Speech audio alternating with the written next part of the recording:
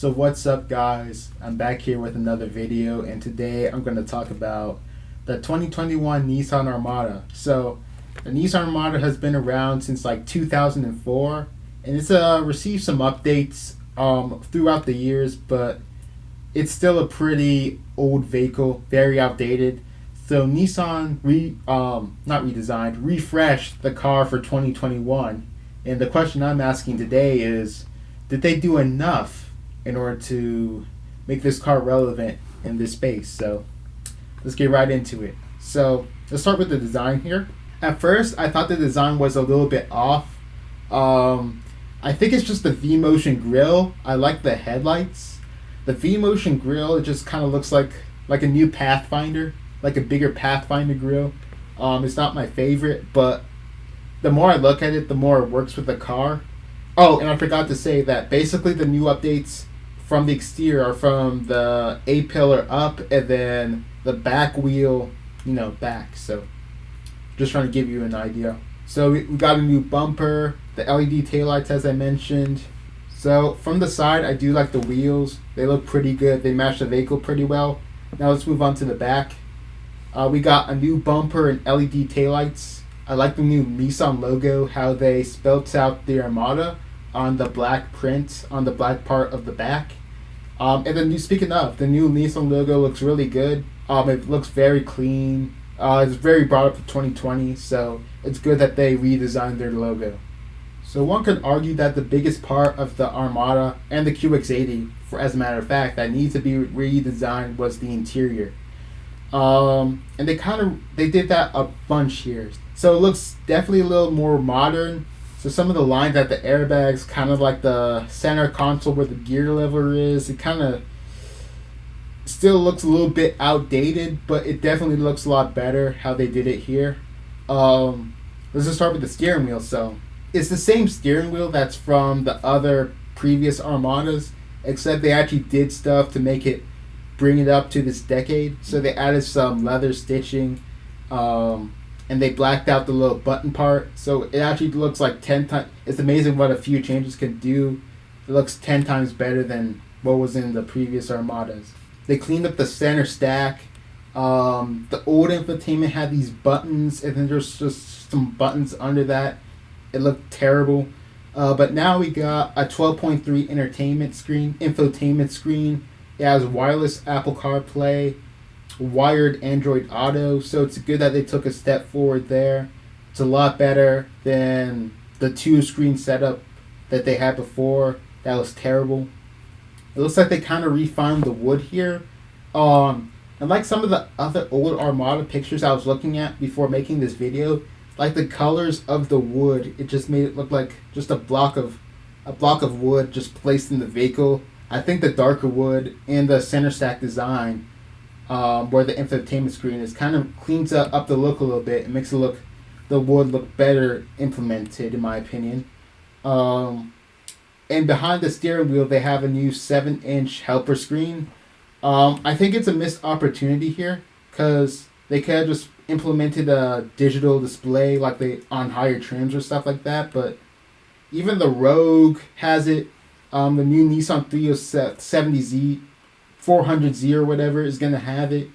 It's kind of a missed opportunity here, because a customer that spends $50,000 to $60,000 on an SUV is going to want the latest technology. And they kind of missed the opportunity by not including this digital display on it, because the Tahoe doesn't have it, the Sequoia, the Land Cruiser doesn't have it. I think the only other vehicle that has a digital display is the Escalade, but that's a $76,000 vehicle. So it was a nice opportunity to bring that technology onto this vehicle. And the quilted leather seats that we find in this in these B-roll or the pictures that I'm showing you is going to be on the Platinum trim. The lowest grade, which is the SL, will get like a synthetic leather. The SV will get like a northern leather seats, and then the Platinum, which is shown here, will get this nice quilted leather. So now the biggest part of these SUVs is how they'll transport your children and family members and stuff like that. So when we move to the back, to the rear, you'll get 41 inches of leg room. And then the captain chairs as shown here are optional. But the cool thing is that these rear center console in between those captain chairs can be removed. So you can kind of mess with the setup of this vehicle a little bit. You have some room to play with. And then in the Platinum models, you do get 2 rear seat entertainment units. And they come with 2 wireless headphones. I would probably skip that option entirely. The thing looks like they're out of 2010. It does not look good. Your children's iPads and iPhones will probably do a lot better than this, but this does have a wireless hotspot, so you can just use the wireless hotspot, hook it up to your kids' iPads, and bam. Easy solution right there. Both rows will do a 60-40 split, and fully down, you'll probably get around 95 cubic inches like the past Armada. This is a little less than their competitors, but if you don't want the biggest SUV, 95 cubic inches should do a lot of people pretty well. So, yeah. Now let's talk about its safety and technology. So you get, on every Armada, you get Nissan Safety Shield 360 standard. Safety Shield 360. Safety Shield 360. Try saying that 5 times fast. I dare you. But it comes with automatic emergency braking with pedestrian detection, rear automatic braking, rear cross traffic alert, blind spot, and lane departure warning, and high beam assist. Also, according to Car and Driver, every Armada will come with standard adaptive cruise control, which is pretty good. Now we're talking performance. So it's going to be a body-on-frame vehicle, of course, just like every other Armada. It's going to have a 5.6 liter Endurance V8, which is going to deliver 400 horsepower and 413 pound-feet of torque. And this Endurance V8 will get 16 combined, 14 city, and 19 highway. Subtract 1 of all those numbers if you get the all-wheel drive version, which I would recommend. With the 4x4 system, you'll be able to do some off-roading, of course, like a truck can, and some more heavy-duty tasks. And in terms of towing, this truck can take 8,500 pounds of towing. So in terms of driving, you'll definitely have enough power to merge onto the highway. The last Armada was a sub 6-second car, so this will be probably slightly faster than that, and you'll be able to overtake as well. It's going to handle like a boat, of course, so you're not going to be buying this for fun, but if you do like to do some off-roading, maybe this can help you out with that, and that'll probably be the most fun you have out of this vehicle. So the question I posed at the beginning of this video was, did Nissan do enough to redesign this Armada so it'll stay competitive in the future?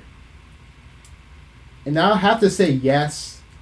In terms of a luxury SUV, this is still a little dated. This is probably like, in terms of cutting edge technology, this is probably like 2017, 2018 vehicle for me. But we do rag on Nissan a lot for not updating their stuff, and at least they did it here.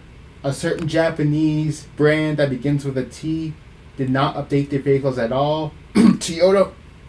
And the Sequoia and the Land Cruiser are still quite old. So I think this will offer customers enough reason to buy it compared to even a Tahoe, because this will undercut it for a lot cheaper, and it'll still come standard with some features that you do not get until you upgrade certain trims in the Tahoe. So this will undercut it by a few $1,000s if you're going spec by spec, you know? And of course you do get some reliability. The engines, the platform, and other stuff has been around for a better part of a decade, so it's tried and true. So you do get that peace of mind when you come to buy these. I think the fuel economy could be a little better. Nissan could implement a diesel like the Tahoe and Suburban did, which could get maybe 25 miles a gallon. That would be perfect for this vehicle, and they'll sell about 30,000 of these a year. So it's important that they did update it, which they did. So congrats to Nissan for that. But this does make me wonder, what will they do with the QX80? The QX80 is still stuck in 2010, in terms of the interior at least. I think what they would do is just take a better design, the Nissan Armada, just design it up a little more to make it look more luxurious. Implement a luxury interior. There has been some spy shots on the QX60, which has a really nice, at least a competitive luxury interior. So they would need to implement that into an upcoming QX80, or they can discontinue it, and then when the Armada gets redesigned, they could just reintroduce the Q80 as that fully redesigned model that we are looking for. So, but anyway, that's enough speculation. If you enjoyed this video, please like it. Please subscribe. More of that would help me actually be able to drive these cars in the future. I hope Nissan continues a path of implementing some good vehicles out in the market. And I hope we get to see the full specs of the 400Z and stuff like that released pretty soon. But this has been the Nissan Armada reveal and my opinions on it. And thank you for watching.